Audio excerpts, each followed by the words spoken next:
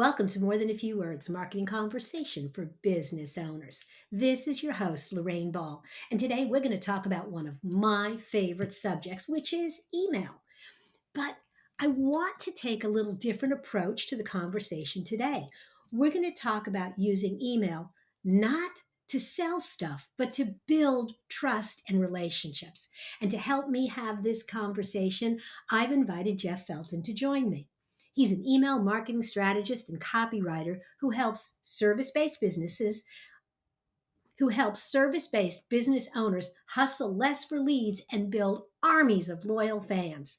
In 10 years of marketing, Jeff has written thousands of marketing emails and hundreds of web pages, driving more than $1 million in revenue for clients. Jeff, welcome to the show. Lorraine, thanks so much for having me. It's an honor. Oh, I am so excited to be having this conversation because I really love your approach. When we were talking earlier, you were really talking about using email to build trust. Why do you think that's so important? Yeah, well, look, everybody wants to focus on the email marketing statistics of 42x ROI, right? Like you see that everywhere. But there are a lot of factors that go into that. One of the things that people don't consider in that is that, some of these brands that are driving really high revenue, high ROIs, really, really big e-commerce brands. They sell, maybe small ticket items, to email lists with tens, if not hundreds of thousands of people.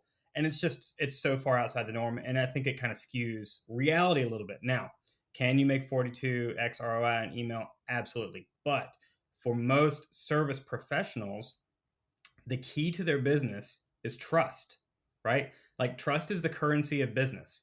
And without it, people don't make buying decisions. So, my philosophy on email marketing is to really use it simply as a tool to earn trust with new prospects, right? Like we're focused on gathering new prospects, your ideal clients, and then nurturing them.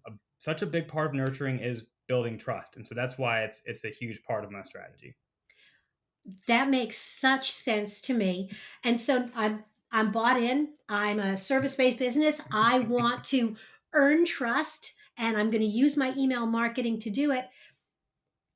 Let's go to the next step. We're past the why. Now talk to me about the how. How do I build that trust?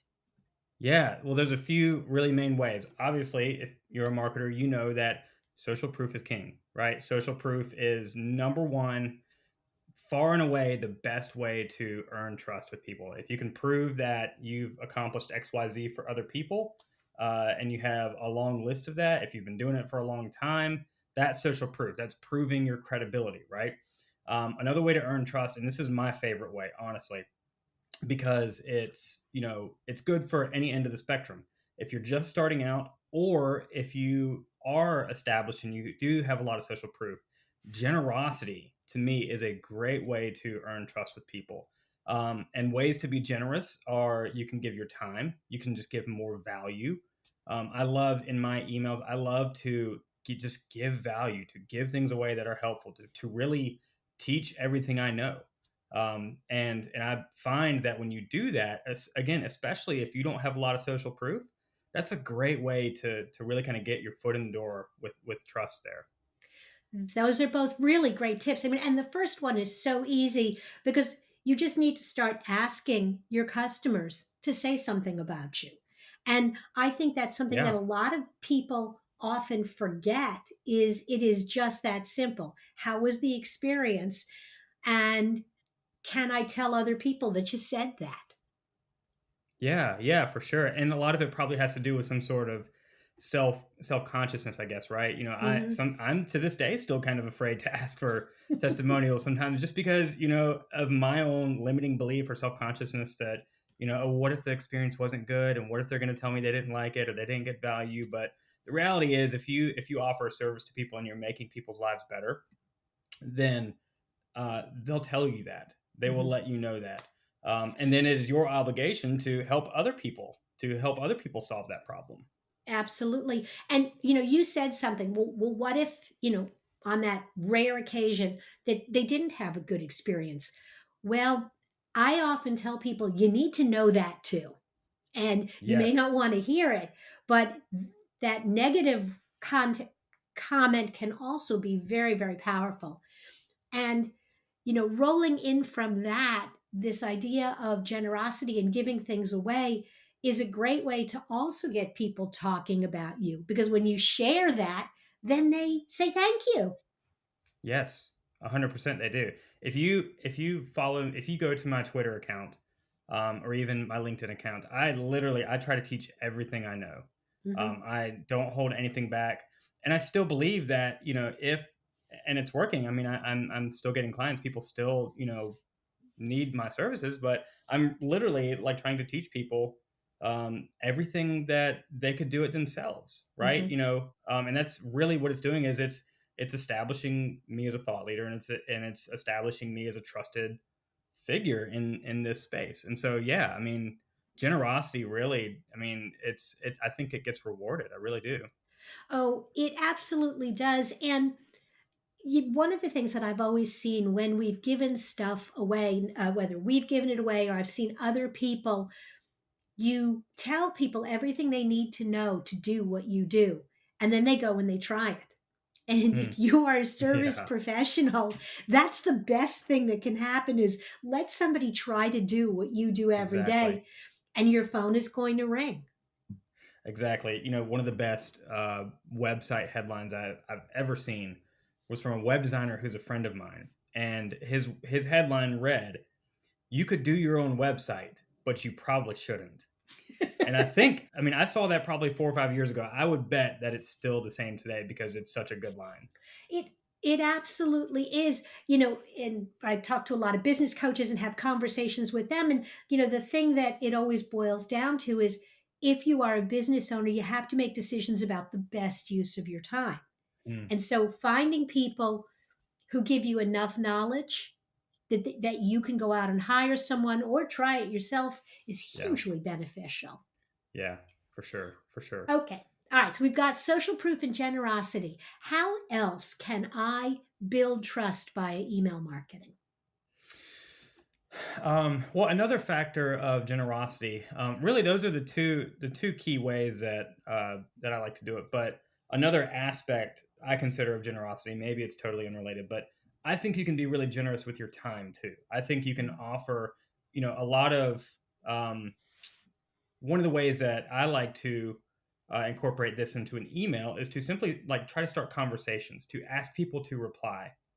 Most email marketers talk about opens and clicks, and those are important. But I think especially for service-based professionals, that the reply is a really, really key metric. And if you can drive replies, what it does is it starts a conversation with people. It shows people that you're human, right? And you Mhm. have to reply to these replies too. Now you can't Mhm. just ask people to reply and then never reply. So a conversation is another way to kind of humanize yourself and to start to earn trust. So I think starting that conversation is being generous with your time, and that's kind of where I was going with the generosity piece there. Being generous with your time, starting conversations, engaging with people. To me, that's another way. Even on social media, that's true on social media. The more that you can engage with people and just start those conversations, the easier it is to earn trust. I mean, again, trust is the currency of business. You have to establish it. We look at some of these really, really popular um, figures. Like in the solopreneur world, Justin Welsh is a really popular figure, and we want to do everything like Justin Welsh does. But I mean, you got to remember that he has credibility that I don't have.